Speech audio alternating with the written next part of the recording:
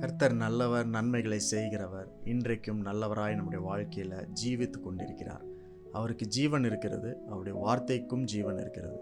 அந்த வார்த்தையை எப்பெல்லாம் நம்மளுக்குள்ளே ஏற்றுக்கொள்கிறோமோ, அதை நம்புகிறோமோ, நமக்குள்ளாக ஜீவன் வருகிறது. நம்ம செய்கிற எல்லா காரியத்திலையும் ஒரு உயிர் இருக்குது, ஒரு ஜீவன் இருக்குது. இன்றைக்கும் அப்படிப்பட்ட ஒரு ஜீவன் உள்ள நாளாக நம்மளுக்கு ஆண்டவர் கொடுத்திருக்கிறார். நன்றி செலுத்துவோம். சங்கீதம் 56 அதிகாரம் 3வது வசனத்தில் இப்படி படிக்கிறோம், நான் பயப்படுகிற நாளில் உம்மை நம்புவேன். ஆண்டவர் நம்முடைய வாழ்க்கையில் மிகப்பெரிய ஒரு பாக்கியத்தையும் ஆசீர்வாதத்தையும் கொடுத்திருக்கிறார். அது என்னன்னா, அவர் மேலே நம்ம நம்பிக்கை வச்சு அவருடைய வார்த்தையை நம்பும்படிக்கு ஒரு பெரிய பாக்கியத்தை நம்மளுக்கு கொடுத்திருக்கிறார். இந்த உலகத்தில் எந்த ஒரு காரியத்தின் மேலேயும் நம்முடைய நம்பிக்கை முழுமையாக வைக்க முடியாது. எந்த நேரத்தில் அது நிலை மாறும் அப்படின்றதும் தெரியாது. அதனால் நம்பிக்கை அப்படின்றது இந்த உலகத்தில் நம்மளுக்கு ரொம்ப குறைவு தான். நம்பிக்கை என்பது நிலையான ஒன்று கிடையாது. ஆனால் அப்படிப்பட்ட ஒரு நிலையற்ற இந்த பூமியில் நாம் நம்பும்படிக்கு, நம்பி இருக்கும்படிக்கு ஒருவர் அவருடைய வார்த்தையை கொடுத்திருக்கிறார். அவரே நமக்காக வந்திருக்கிறார். அவர்தான் இயேசு. அவர் ஒருவர் தான் நம்பிக்கைக்குரியவர், நம்பிக்கைக்கு பாத்திரர். அவரை நம்புவதும் அவர் மேலே நம்பிக்கை வைப்பதும் நம்ம எடுக்கிற முடிவு தான், நம்ம எடுக்கிற தீர்மானம். It is our decision, it is our choice.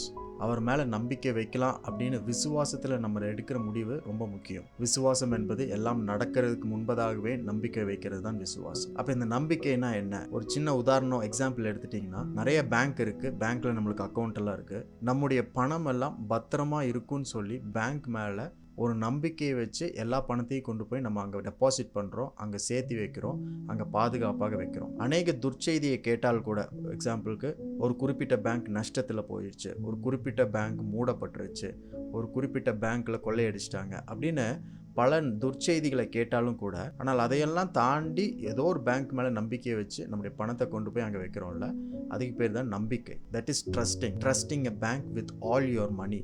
உங்களுடைய எல்லா பணத்தை கொண்டும் ஒரு பேங்க் மேலே வைக்கிற நம்பிக்கை. அது நீங்கள் எடுக்கிற முடிவு, நீங்கள் எடுக்கிற டிசிஷன், தீர்மானம். பொருளாதாரம்னு வரும்பொழுது பேங்க் எக்ஸாம்பிள் சொன்னேன். இதே படிக்கிற பள்ளி இல்லை கல்லூரி அப்படிலாம் எடுத்துட்டிங்கன்னா, ஸ்கூல் காலேஜஸில் பிள்ளைகளுக்கு நல்ல கல்வியை கற்றுத்தருவார்கள், நல்ல எஜுகேஷன் கிடைக்கும், நல்ல அறிவும் ஞானமும் அந்த இடத்துல கிடைக்கும் அப்படின்றத நம்பி நம்முடைய பிள்ளைகளை அந்த பள்ளியிலையும் கல்லூரியிலையும் சேர்க்கிறோம். You're trusting the institution with your children. உங்கள் சொந்த பிள்ளைகளை கொண்டே அந்த ஒரு நிறுவனத்தின் மேலே நம்பிக்கை வைக்கிறீங்க.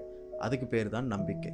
இது ஒரு சின்ன 2 எக்ஸாம்பிள் சொல்லியிருக்கேன். இந்த மாதிரி தான் நம்முடைய வாழ்க்கையில் ஒவ்வொரு நாளும், பயப்படுகிற நாளாக இருந்தாலும், சந்தேகத்தின் நாளாக இருந்தாலும், எந்த நாளாக இருந்தாலும், நீங்கள் நம்பிக்கை வைப்பதற்கு, எல்லா நிலையிலும் எல்லா இடத்துலையும் நம்பிக்கை வைப்பதற்கு ஆண்டவர் உங்களுக்கு இருக்கிறார். அவருடைய வார்த்தை இருக்கிறது. நீங்கள் அவரை நம்ப முடியும், நம்பலாம். இன்றைக்கும் உங்களுடைய சூழ்நிலை எப்படிப்பட்டதாக இருந்தாலும், எந்த நிலைமையில் நீங்கள் இருந்தாலும், எந்த வழியாக நீங்கள் போயிட்டு இருந்தாலும், எல்லா வழிகளிலும் எல்லா நிலைகளிலும் உங்களுக்கு ஒரு நம்பிக்கை தருகிற, ஆறுதல் தருகிற ஒரு வார்த்தை இதுதான்.